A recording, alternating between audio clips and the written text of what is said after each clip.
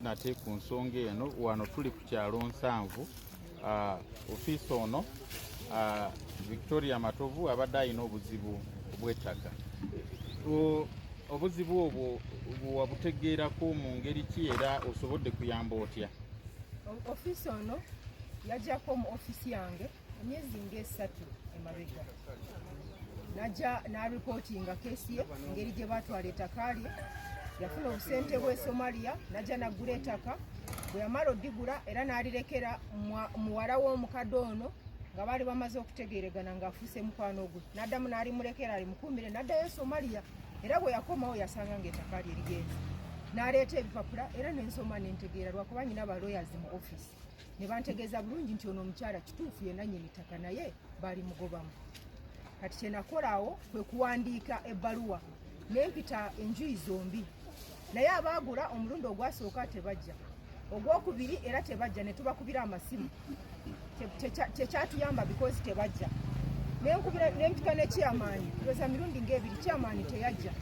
Kati awo ne binsobera era kyekindeese.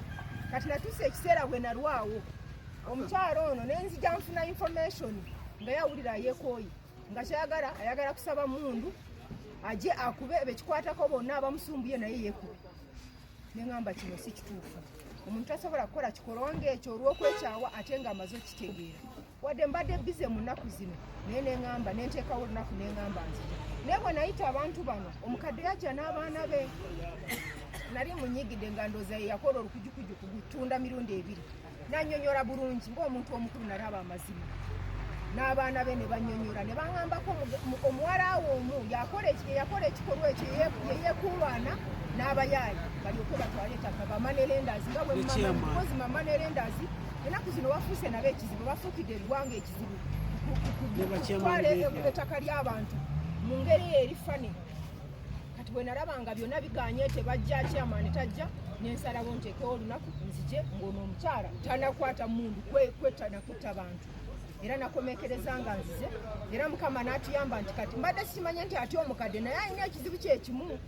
Naye nategedde nti it is a tactic okwagala okutwala ettaka. Chairman akolagaye n'abayaayi bamutulugunye bamutiisatiise bamugobe wano kati awantu wonna bawatwale bulungi because mujulizi wano. So kye nategedde nga ntuuse wano. Naye njagala kwebaza ofiisi ya RDC yampadde deputy RDC. Twazze wano tukoze omulimu omulungi era nyebazanye ofiisi ye ne deputy RDC gwe twajja ate mulokasi ndala n'atukkiriza najja wano akole ate ekikolwa kino ebirala byabaddemu n'abireka.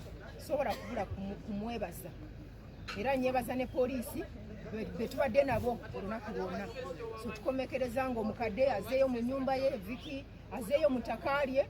Ebirala tunaalabirawo kati abo abayaayi katubakuume bajje tulabe bekyo bagamba. Naye ate abayaayi njagala kubayamba mbalabule bo bajje mu ofiisi yange tebajja ate kutawaanya ono wano. Bwe bajja wano nja kukomawo ate nange sijja babeera mulungi because first of all tebambeera mulungi. Nabayita ne banjooga mirundi ebiri ogwokusatu nenzija wano era ne bajooga ne chairman waabwe abadde aganya abantu okujja wano. Olaba nti si balungi kati kebeerimba ne bakomawo wano nze nja kwekomerawo luweero si wala kati mbalabula. Let them be careful.